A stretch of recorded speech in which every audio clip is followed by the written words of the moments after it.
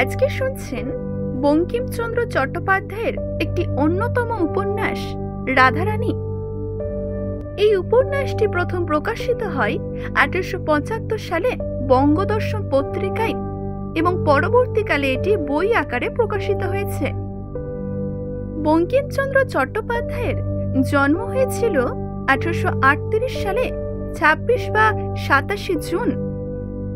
ঔপন্যাসিক হিসেবে তার খ্যাতি সর্বাধিক বটে, তবে তিনি ভারতীয় বাঙালি প্রাবন্ধিক এবং একাধারে সাংবাদিকও ছিলেন। চলুন তাহলে শুরু করা যাক। তার আগে আমি সায়ন্তিকা। শুরু হচ্ছে রাধারানীর প্রথম পর্ব।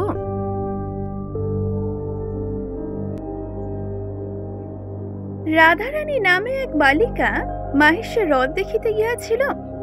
বালিকার বয়স তখন 11 বছর পূর্ণ হয় নাই। তাহাদের অবস্থা আগে ভালোই ছিল, বড় মানুষের মেয়ে সে, কিন্তু তাহার পিতা নাই। তাহার মাতার সঙ্গে একজন জ্ঞাতির একটি মকদ্দমা হয়। সেই মকদ্দমায় তাহারা সর্বস্ব হারায়, প্রায় 10 লক্ষ টাকার সম্পত্তি। জ্ঞাতির লোকেরা সর্বস্ব লইয়া উহাদিগকে বাহির করিয়া দেয়। তখন রাধারানীর মা অলঙ্কারাদি যা ছিল সব বিক্রয় করিয়া প্রিভি কাউন্সিলে একটি আপিল করিল, কিন্তু তাহার পর থেকে তাহাদের আহারের সংস্থান আর রহিল না। রাধারানীর মা তখন একটি কুটিরে আশ্রয় লইয়া কোনো রকম ভাবে শারীরিক দিন রাত পরিশ্রম করিয়া আহারের ব্যবস্থা করিত। রাধারানীর বিবাহ দিতেও সে পারিল না। কিন্তু দুর্ভাগ্যক্রমে রথের আগেই রাধারানীর মা ঘোরতর অসুস্থ হইল। দিন রাত পরিশ্রম করে যা পেত তাও বন্ধ হইল।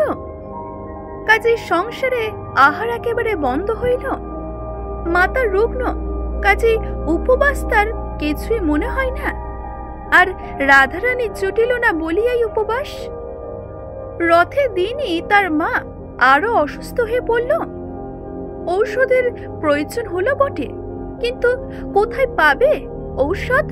কেই বা দিবে তাকে? রাধারানী তখন কাঁদিতে কাঁদিতে কতগুলি বনফুল তুলিয়া লইয়া মালা গাঁথিতে লাগিল। মনে করিল যে এই মালা রথের হাটে বিক্রয় করিয়া 2-1 পয়সা পাইবে সে, তাহাতেই তার মায়ের ঔষধ কিনবে সে। কিন্তু রথের অর্ধেক সময় পেরোতে না পেরোতেই অঝরে বৃষ্টি আরম্ভ হইল। বৃষ্টি দেখিয়া লোক সকলেই চলিয়া গেল। মালা কেউই কিনিল না। রাধারানী মনে করিল যে আমি না হয় একটু ভিজিলাম, বৃষ্টি থামিলেই আবার লোক আসিবে, তখন তো কিনিবে আমার মালা। কিন্তু আর বৃষ্টি থামিলও না, লোকও আর জমিল না। আস্তে আস্তে সন্ধ্যা নামিল, রাত্রিও হইল, বড় অন্ধকার হইল। অগত্যা রাধারানী কাঁদিতে কাঁদিতে বাড়ি ফিরিয়া গেল। কাদাময় অন্ধকার সেই পিচ্ছিল পথ, কিছুতেই কিছু দেখা যায় না। তার উপর আবার মুষলধারে শ্রাবণে বৃষ্টি হচ্ছিল। তাহার সঙ্গে রাধারানী 2 চক্ষু দিয়া জল বাহির হইতেছিল। রাধারানী কাঁদিতে কাঁদিতে আছর খাইতেছিল, কাঁদিতে কাঁদিতে আবার উঠিতেছিল, আবার কাঁদিতে কাঁদিতে আছর খাইতেছিল। তাও রাধারানী তার হাতের সেই মালা গাছিগুলো 1 পয়সার হলেও যে বুকে করে আগলে রেখেছিল, ফেলে নাই। ঠিক এমন সময় অন্ধকারে হঠাৎই কে আসিয়া রাধারানীর ঘাড়ের উপর পড়িল। রাধারানী এতক্ষণ উচ্চস্বরে কাঁদে নাই, তবে এখন সে উচ্চস্বরে কাঁদিয়া উঠিল। যে ঘাড়ের উপর আসিয়া পড়িয়াছিল সে বলিল, ও কি, কে গা তুমি কাঁদো? পুরুষ মানুষের গলা, কিন্তু কণ্ঠস্বর শুনিয়া রাধারানীর কান্না থামিল। রাধারানী চেনা লোক নয় বটে, কিন্তু তার গলা শুনে মনে হয়েছিল তার লোকটা দয়ালু বটে। এইটুকু বুদ্ধিতে সে তা বুঝিতে পারিয়াছিল। রাধারানী তখন তার কান্না বন্ধ করে বলিল, আগে আগে আমি দুঃখী লোকের মেয়ে গো, আমার কেউ নাই, কেবল মা আছেন। সেই পুরুষ বলিল, তা তুমি কোথা গিয়াছিলে? রাধারানী বলিল, আগে আমি হ্রদ দেখিতে গিয়াছিলাম, বাড়ি যাইব, অন্ধকারে বৃষ্টিতে পথ পাইতেছি না। পুরুষটি বলিল, তা তোমার বাড়ি কোথায়? রাধারানী তখন বলিল, আগে শ্রীরামপুর। সেই ব্যক্তি বলিল, তা আমার সঙ্গে আইসো, আমিও শ্রীরামপুর যাইব। চলো, কোন পাড়ায় তোমার বাড়ি তাহা আমাকে বলিয়া দিও, আমি তোমাকে বাড়ি রাখিয়া আসিতেছি। বড় পিচ্ছিল, তুমি আমার হাত ধরো, নইলে পড়িয়া যাইবে। এই ব্যক্তিটি রাধারানীকে লইয়া পথ চলিল। অন্ধকারে সে রাধারানীর বয়স অনুমান করিতে পারে নাই, কিন্তু কথার স্বরে বুঝিয়াছিল যে রাধারানী বড় বালিকা। এখন রাধারানী তাহার হাত ধরাই, হাতের স্পর্শে সে জানিল রাধারানী বড় বালিকা। তখন সে জিজ্ঞাসা করিল, তা তোমার বয়স কত? তাকে 10-11 বছর। তা তোমার নাম কি? রাধারানী। হ্যাঁ, তা রাধারানী, তুমি ছেলে মানুষ, একেলা হ্রদ দেখিতে গিয়াছিলে কেন? তখন সে কথায় কথায় মিষ্ট মিষ্ট কথাগুলি বলিয়া সেই 1 পয়সার বনফুলের মালার সকল কথাই বাহির করিয়া লইল। শুনিল যে মাতার পথের জন্য বালিকা এই মালা গাঁথিয়া রতহাটে বেচিতে গিয়াছিল। হ্রদ দেখিতে সে যায় নাই, সে মালাও বিক্রয় হয় নাই। এখনও সেই মালাগুলি সে বুকে করিয়া আগলাইয়া রইয়াছে। তখন সে বলিল, তা ভালোই হলো, আমি একছড়া মালা খুঁজিতেছিলাম, আমাদের বাড়িতে ঠাকুর আছেন, তাহাকে পরাইব। রথের হাট শীঘ্রই ভাঙ্গিয়া গেল, আমি তাই মালা কিনিতে পারি নাই, তুমি মালা বেচো তো আমি কিনি। এ কথা শুনিবা মাত্রই রাধারানী অত্যন্ত আনন্দিত হইল, কিন্তু মনে ভাবিল, যে আমাকে এত যত্ন করিয়া হাত ধরিয়া এ অন্ধকারে বাড়ি লইয়া যাইতেছে, তাহার কাছে দাম লইব কি প্রকারে? আর যদি নাই বা নিই, তাহলে আমার মা তো খেতে পাবে না। কাজেই পয়সা রাধারানী নিল। এই ভাবিয়া রাধারানী ব্যক্তিটিকে তাহার হাতের মালা গাছি দিল। সেই ব্যক্তিটি বলিল, এই লও, ইহার দাম 4 পয়সা। রাধারানী বলিল, এ আবার কেমন পয়সা গো, বড় বড় ঠেকছে। ডবল পয়সা গো, দেখিতেছ না বুঝি 2টা বই দিই নাই? রাধারানী কহিল, তা এ যে অন্ধকারে চকচক করছে গো, তা তুমি ভুলে টাকা দাও নাই তো? আগে এ হলো নতুন কলের পয়সা, বুঝেছ, তাই এত চকচক করছে। রাধারানী বলিল, আচ্ছা, ঘরে গিয়া প্রদীপ জেলে যদি দেখি এ পয়সা নয়, তখন ফিরাইয়া দিব, কিন্তু তোমাকে সেখানে একটু দাঁড়াইতে হইবে। কিছুক্ষণ পরে তাহারা রাধারানীর মায়ের কুঠিরে দ্বারে আসিয়া উপস্থিত হইল। সেখানে গিয়া রাধারানী তাহাকে বলিল, তুমি ঘরে আসিয়া দাঁড়াও, আমরা আলো চালিয়া দেখি, টাকা না পয়সা। সঙ্গী বলিল, আচ্ছা আচ্ছা, আমি বাহিরে দাঁড়াইয়াই আছি, তুমি আগে ভেজা কাপড়গুলা ছাড়ো তো দেখি, তাহার পর প্রদীপ চালিও। রাধারানী বলিল, হ্যাঁ, আগে ইহাই আমার একখানি কাপড়, আর একখানি আছে, তবে তাহা কাচিতে দিয়েছি।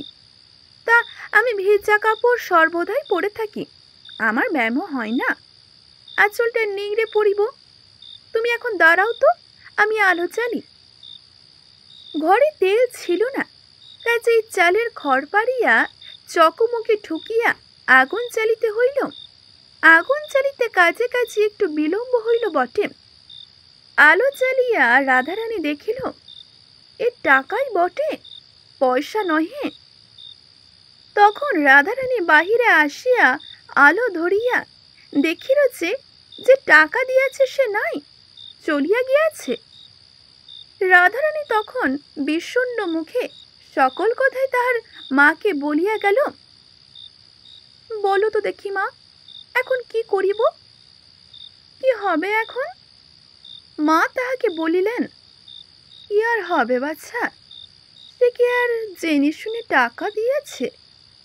সে দাতা আমাদের দুঃখ শুনিয়া দান করিয়াছে, আমরাও ভিখারি হইয়াছি, দান গ্রহণ করিয়া খরচে করি।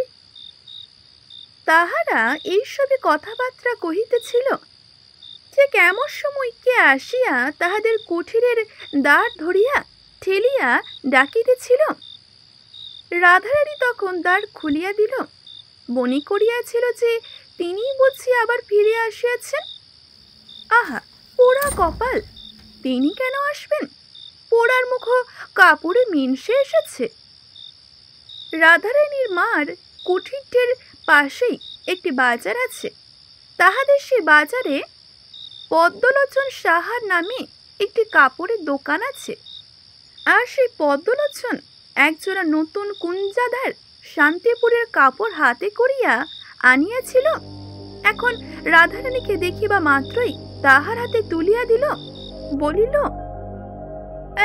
নাও দেখি, নাও। রাধারানী তখন বলিল, ও মা, আমার আবার কিসের কাপড়? পদ্মলোচন যে স্বাভাবিকভাবেই পোড়ার মুখ, কাজেই রাধারানীর এমন কথা শুনিয়া সে বিস্মিত হইল। সে রাধারানীকে কহিল, কেন, এই যে এক বাবু এখনই আমাকে নগদ দাম দিয়া বলিয়া গেল, এই কাপড় এখনই ওই রাধারানীকে দিয়ে আসো গে। রাধারানী তখন বলিল, ও মা, সেই গো, সেই তিনি কাপড় কিনে পাঠিয়ে দিয়েছেন হাগা পদ্মলোচন।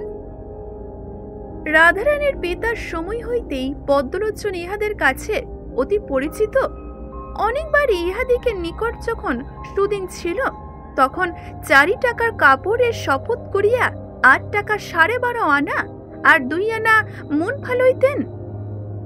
তা হাগা পদ্মলোচন, বলি সে বাবুটিকে তুমি চেনো? পদ্মলোচন বলিল, তা তোমরা চেনো না বুঝি? না গো। তা আমি ভাবি তোমাদের কুটুম্ব হয়তো, আমি তাহাকে চিনি না। যাই হোক, পদ্মলোচন 4 টাকার কাপড় আবার মাই মুনাফা 8 টাকা 14.5 আনায় বিক্রি করিয়াছিলেন। আর ওদের কথা কইবার প্রয়োজন নাই বিবেচনা করিয়াই তিনি প্রসন্ন মনে দোকানে ফিরিয়া গেলেন। এদিকে রাধারানী প্রাপ্ত টাকা ভাঙাইয়া তাহার মায়ের জন্য ঔষধের উদ্যোগে বাজারে গেল। বাজার করিয়া তৈল আনিয়া প্রদীপ জ্বালিল। তাহার মায়ের জন্য কিঞ্চিত রাঁধিলও বটে। স্থান পরিষ্কার করিয়া মাকে অন্ন দিবে, তাহার জন্য ঘরখানা ছাটাইতে লাগিল। ঝাঁটাইতে ছাটাইতে হঠাৎই একখানা কাগজ কুড়াইয়া পাইল। হাতে করিয়া তুলিয়া মাকে দেখাইল সে। এ কি মা? মা দেখিয়া বলিলেন, এ হলো গিয়ে একখানা নোট। রাধারানী বলিল, তবে তিনি কি ফেলিয়া গিয়াছেন? মা তখন বলিলেন, হ্যাঁ হ্যাঁ, তোমাকে দিয়া গিয়াছেন, দেখোই না তোমার নাম লেখা আছে। রাধারানী বড় ঘরের মেয়ে, একটু অক্ষর পরিচয় ছিল তাহার। সে পড়িয়া দেখিল, তাই বটে, তার নামই লেখা আছে। রাধারানী তখন বলিল, হ্যাঁ মা, এমন লোক কি মা? মা বলিলেন, তাহার নামও তো নোটে লেখা আছে, পাছে কেহ চোরা নোট বলে এই জন্যে নাম লিখিয়া দিয়া গিয়াছে। তাহার নাম রুক্মিণী কুমার রায়। পরের দিন মাতাই কন্যাই রুক্মিণী কুমার রায়ের অনেক সন্ধান করিল, কিন্তু শ্রীরামপুরে বা নিকটবর্তী কোনো স্থানে রুক্মিণী কুমার রায় কেহ আছে এমন তো কোনো সন্ধান পাইল না। নোটখানি তাহারা ভাঙাইল না, তুলিয়া রাখিয়া দিল। তাহারা দরিদ্র হতে পারে, কিন্তু লোভী নহে। এখানেই শেষ করছি আজকের এই পর্বটি যদি ভালো লেগে থাকে অবশ্যই একটি লাইক করবেন, শেয়ার করবেন এবং কেমন লাগলো জানাতে ভুলবেন না। ধন্যবাদ।